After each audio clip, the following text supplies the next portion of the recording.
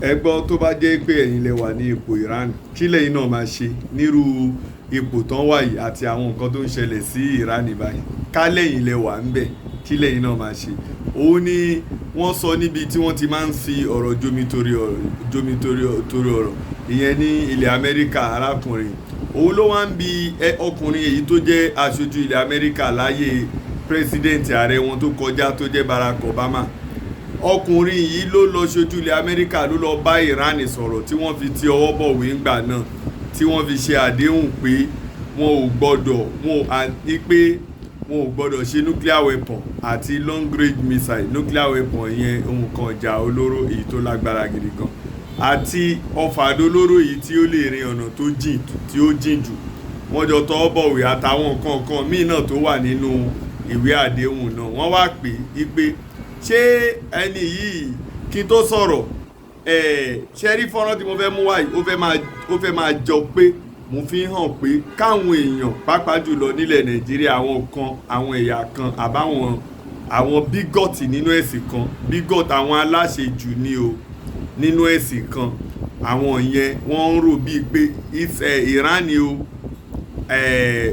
alákatakítí ni tẹ́rọ́rìstì ni òun ló ṣáà máa ń jẹ̀bi èyí náà gbọ́rọ̀ látẹnu àwọn ọ̀jọ̀gbọ́n máa mú fọ́nrán wá lẹ́nu àwọn fídíò fọ́nrán tí mo fẹ́ ṣe máa fọ́nrán wá láwọn eléyìí tí mo ń ṣe lẹ́nu ọjọ́ mẹ́ta ọjọ́ méjì báyìí máa mú fọ́nrán tó dáa látọ̀dọ̀ wọn náà ẹni tó ń ṣẹ́gun ogun ẹni tó ń gbégbá orókè àti ẹni tó ń jẹ̀bi ẹ̀ máa gbọ́ látẹnu wọn bóyá wá fẹ́ nífẹ̀ẹ́ Amẹ́ríkà àti Ísírẹ́lì jọ àwọn ọmọ ọ̀dọ́ wọn lọ àá máa wò ẹ̀yin náà ẹ jọ̀ọ́ ẹ bá wo fọ́nrán yìí.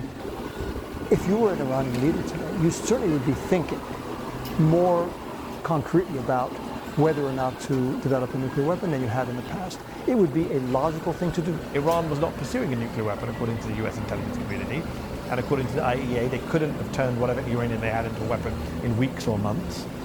You were one of the lead negotiators on the JCPOA under Barack Obama that was signed in 2015. There's been a lot of criticism of the JCPOA, including from some Democrats. Famously, Chuck Schumer didn't vote for it, or a Democratic minority leader in the Senate. But if he signs a deal tomorrow, the makings of the deal are there. It was already there in Oman just before the war began. Is he going to be able to say, well, I got a better deal than Barack Obama? You know, it's going to be a very different deal because the situation is very different. Listen, if somebody asks me, I'm not going to say that it's worse than the Obama deal. I'd say anything in order for him to feel like it's good enough. Tell him it's better. But certainly, I think this is incontrovertible that the outcome would be worse than where we would be if the deal was still being respected, the 2015 deal. So I think you could say two things. The deal may in some ways be stronger, in some ways be weaker, but the situation, the United States would be in a much safer position today if it had respected the deal. And you said something earlier, which again, and Valia said it as well, if you were an Iranian leader today, you certainly would be thinking more concretely about whether or not to develop a nuclear weapon than you have in the past. It would be a logical thing to do. I don't think they'll do it because I think it's a very high-risk proposition for them. But certainly the incentives and motivations. They look at Kim Jong-un in North Korea and they say he didn't get attacked. And they look at Saddam Hussein and they look at Muammar Gaddafi. People who gave up their weapons. Exactly. But hold on, it's interesting for you to say this because you are a private citizen. You are at the International Crisis Group, you teach at Yale, you write books, but you were President Biden's envoy to Iran. You were the guy the American government sent to sit across from the Iranians. And you're telling me that you are now saying, yeah, it's logical if you're Iranian to think about wanting to get a nuclear weapon. So what's a future American negotiator supposed to say? What's a future Rob Malley going to say? Because if they're thinking like you, they're like, well, how am I supposed to tell them not to do this? Well, I'd be doing it if I was them. I said, I'm sure they're thinking about it more. But if you're across the table from someone who's thinking about it, you can't, do you see what I'm trying to say? Of course, but I think, the whole thing has been, do they have an incentive not to buy it, not to develop a bomb? And B, do they trust that the U.S. side is going to live up to its word? Yeah. The second part has become much, much harder. They're going to need, as I say, real incentives to go down that path, and some degree of faith, which I just don't know how the Trump administration could possibly rebuild. Or even a future American administration, even if it's not Donald Trump. You would say, well, the next president will sign this deal, but another Trump will come back and cancel it. Right.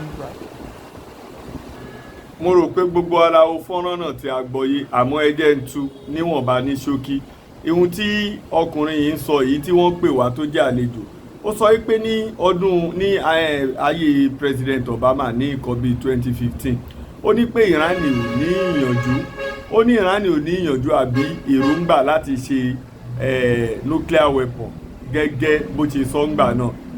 Ó ní gẹ́gẹ́ bí ọ̀rọ̀ àwọn US intelligence community wọ́n sọ pé Iran ò ní ìyànjú rárá. Ó tún wá sọ pé àwọn IAEA àwọn tó jẹ́ International Atomic Energy Agency ó ní wípé nígbà yẹn wọ́n ní ohun tí Iran ń lo nuclear kìíní ẹ̀sì wípé iná mọ̀nàmọ́ná ni kò lè sọ di bọ́ǹbù gbà tí wọ́n lọ yẹ̀ wò kò lè sọ di àdó olóró. Ihun tí ó sọ nìyẹn pé wọ́n gbéra wọn lẹ̀ kí wọ́n wá yẹ gbogbo ìlú wọn wò, wọn ò ní ìgbìyànjú láti ṣe àdó olóró. Ó wá níṣẹ́ rí gbogbo ìwé àdéhùn tí a tọwọ́ bọ̀ àti ìlérí tí Iran ṣe fún wa nígbà náà. Ó ní pé láyé ìsìn ẹjọ́ ìjẹ́ àwọn Mr. Tarifu ilẹ̀ Amẹ́ríkà ṣé wọ́n lè rí àdéhùn náà látọ̀dọ̀ ilẹ̀ Iran?